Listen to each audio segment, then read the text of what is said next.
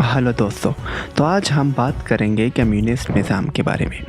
Communist निज़ाम एक सियासी और मुआशी निज़ाम है जिसमें मुल्क की मालिकियत मुश्तरका होती है। ज़मीनें, फैक्ट्रियाँ, मशीन, वसाइल वगैरह। ये सारे वसाइल ज़ाती या निजी मलकियत में नहीं होते, बल्कि रियासत या आवाम की मुश्तरका मालिकियत समझी जाती है। निज़ाम का मकसद ये है कि एक अमीर और गरीब का फ़र्क यानी सबको बराबर समझा जाए। हर शख्स अपनी सलाहियत के मुताबिक काम करे और अपनी ज़रूरत के मुताबिक चीज़ें हासिल करे। मतलब ये नहीं देखा जाता कि किसने कितना कमाया, बल्कि ये कि किसको कितना ज़रूरत है और अपनी ज़रूरत के मुताबिक चीज़ें हासिल करे। अमली तौर पर कम्युनिस्ट निज़ाम में हुकूमत ज़्यादा ताकतवर हो जाए और वो माइशत और सियासत पर मुकम्मल कंट्रोल रखती है।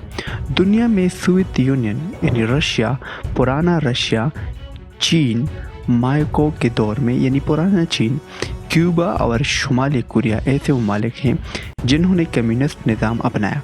सादा अल्फाज में कम्युनिस्ट निज़ाम का मकसद सबको बराबर रखना है, मगर हकीकत में अक्सर ये निज़ाम मजबूत हुकूमती कंट्रोल और आज़ादियों की कमी का बास बन जाती है। कम्युनिस्ट निज़ाम के फ़ायदे अमीर और गरीब का फ़र्क कम या ख़त्म करने की कोशिश की जाती है। बुनियादी ज़रूरत की फराहमी, तालीम, सेहत, रिहाइश और खुराक जैसे बुनियादी वसाइल हर फर्द को बराबर मिलते हैं। बेरोज़गारी कम और रियासत ही सबको रोज़गार देने की जिम्मेदारी लेती है, इसलिए कोई भी बेकार नहीं बैठता। किसान को सरमायादार के रहम व करम पर नहीं छोड़ा जाता, बल्कि हुकूमत या कम्युनिटी बराह रास्त इनकी हिफाजत करती है। आज़ादी की कमी की वजह से कम्युनिस्ट ममालिक में लोगों को ज़ाती आज़ादी यानी कारोबार करना या अपनी मर्ज़ी से काम करने का हक महदूद होता है।